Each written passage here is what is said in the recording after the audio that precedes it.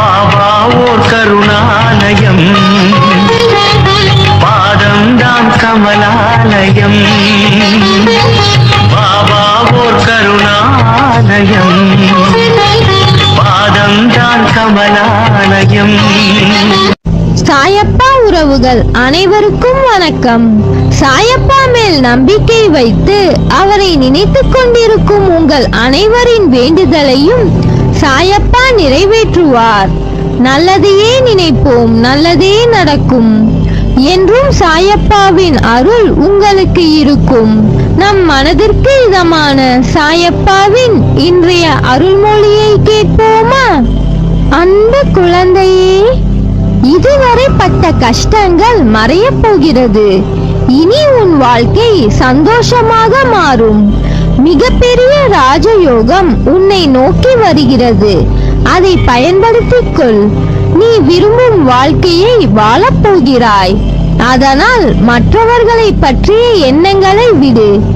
யார் உனக்கு துன்பத்தை கொடுத்தாரோ அவர் இன்றைக்கு நிச்சயம் நன்றாக இருப்பதை போன்ற தோற்றம் உனக்கு தெரியும்.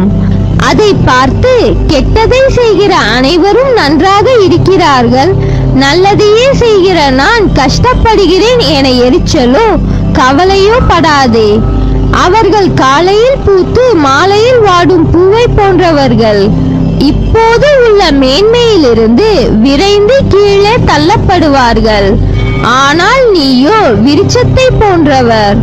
ஆலமரம் போல நீ ஆழ வேரூன்றி நிற்பாய். நீ ஜெயிக்க பிறந்த குழந்தை. அதனால் மற்றவர்களை பற்றி கவலை கொள்ளாதே. அநேக பேர் உன்னை ஏமாற்ற வந்தாலும் அயர்ந்து போகாதே. எத்தனை இழப்புகள் வந்தாலும் சோர்ந்து போகாதே. உன் மனதிற்குள் நான் ஆழமாக வேர்விட்டிருக்கும் விருட்சம் என்று சொல்லிக்கொள். நீ உண்மையிலேயே விருட்சமாகி மலர்கள் மட்டுமல்ல கனிகளையும் தருவாய்.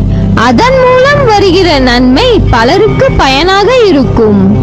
நாம் இன்று கஷ்டப்படுவதை போலத்தான் நம் எதிரில் இருப்பவரும் ஒரு நாள் துன்பத்தை அனுபவிக்க போகிறார் என்பது உனக்கு தெரிந்துவிட்டால் நிச்சயமாக அவர்கள் மீது கோபப்பட மாட்டாய்.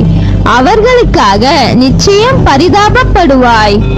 இன்று நான், நாளை நீ என்று சொல்லிக் கொள்வாய். உனக்கு தவறு இழைத்தவரை பார்க்கும் போது இவரும் தண்டனைக்கு தயாராகிறார் என்பதை தெளிவாக தெரிந்து அவர்களுக்காக பரிதாபப்படு. எந்த சூழ்நிலையிலும் நீ பாதிக்கப்பட மாட்டாய். வாழ்க்கையில் பிறப்பு இறப்பு என்ற இரண்டு பக்கத்திற்குள் அன்பு, பரிவு, இரக்கம், மன்னிப்பு, கோபம், வெறுப்பு, விரோதம் என எத்தனை உணர்வுகள்! இந்த சூழ்நிலைகளுக்கு நடுவில் 1000 உறவுகள் நம்மை சுற்றி வலம் வருகிறார்கள். அம்மா, அப்பா, அக்கா, தம்பி என பல உறவுகள். அவர்கள் உன்னுடைய ஒவ்வொரு ஜென்மத்திலும் வெவ்வேறு ரூபங்களான ஆன்மாக்களாய் வருகிறார்கள். உன் பிறப்பிலும் இறப்பிலும் உன்னுடன் யாரும் வரப்போவதில்லை. அதை போலவேதான் மற்றவர்களுக்கும் என்பது உலக நியதி. அப்படி இருக்கையில் வாழும் நாட்களில் ஒருவர் மீது ஏன் அன்பு வருகிறது, ஏன் கோபம் வருகிறது என்பதுதானே உன் கேள்வி. நீ ஒரு கற்கள் நிறைந்த வழியில் நடக்கிறாய். அப்படி நீ போகும்போது ஒரு கல்லால் உன் காலில் அடிபட்டு விடுகிறது. அது உனக்கு வலிக்கிறது. அந்த கல்லை யாரும் காலில் படாதவாறு ஓரமாக ஒரு இடத்தில் போட்டு உன் வழியில் நடக்கிறாய். இது வாழ்க்கையை பற்றிய ஒரு புரிதல். நீ பெற்ற வலியை மற்றவர் அனுபவிக்க கூடாது என்று. நீ போகும் பாதையில் முட்கள் இருக்கிறது, அதை கவனித்துக் கொள்கிறாய். உன் காலில் காயம் படவில்லை, இருந்தாலும் அங்கே மற்றவரும் செல்லலாம். அவர்கள் கால்களை காயப்படுத்திவிடக் கூடாது என்று அதை ஒரு ஓரமாக வைக்கிறாய். இவற்றின் மூலமாகத்தான் வாழ்க்கையின் உண்மையான அர்த்தங்களை எந்த அளவிற்கு புரிந்து கொண்டுள்ளனர் என்று தெரியும். வலித்தால் அதை உணர்ந்து மற்றவர்களுக்கும் அது வரக்கூடாது என்றும், கண்ணில் பட்டது மற்றவரை காயப்படுத்தும் என்று உணர்ந்து அதை ஓரமாக வைக்கிறாய். அவர்கள் மனதால் அன்பை நேசிப்பவர்களாக இருப்பார்கள். நீயும் அப்படிப்பட்டவன்தான். ஆனால் சில பேர் தன் காலில் காயம் பட்டதால் கல்லை தூக்கி போட வேண்டும் என்ற எண்ணம் இல்லாமல் தன் வலியை மட்டும் கவனித்து செல்வார்கள். அவர்களுக்கு வாழ்க்கையில் அன்பு இல்லாமல் இல்லை. அவர்களுக்கு அவர்களின் வலியை தாங்க முடியவில்லை. அதனால்தான் அது தவறல்ல. ஆனால் முட்களை பார்த்தும் அந்த இடத்தில் இருந்து அதை எடுக்காமல் கடந்து செல்லும் உள்ளத்திற்கு தான் அதிகம் அன்பை பற்றியும் வாழ்க்கை பற்றியும் புரிதல் வேண்டும். இவைகளை நான் உனக்கு கூறுவதற்கு காரணம், கடவுள் படைத்த அனைத்திற்கும் காரணம் உண்டு. அவற்றுள் மிக புண்ணியமாய் கருதப்படுவது மனித இனம். ஓர் உயிரின் பிறப்பும் இறப்பும் மனிதர்கள் கையில் இல்லை, எல்லாம் கடவுள் கையில்தான். இதையெல்லாம் உனக்கு போதிப்பதற்கு காரணம், என் பிள்ளையான நீ கிடைத்த வாழ்க்கையின் பயனும் நீ எடுத்த பிறப்பின் மகத்துவத்தையும் அறிய வேண்டும் என்றும் உணர வேண்டும் என்றும் தான் உனக்கு இத்தனையும் சொல்கிறேன். மற்றவர்களின் வில்லங்கமான பேச்சுக்களிலும் செயல்களிலும் உன் கோபம், வெறுப்பு, எரிச்சலின் உச்சத்தில் போய்விடுகிறாய். கவலை கொள்ளாதே.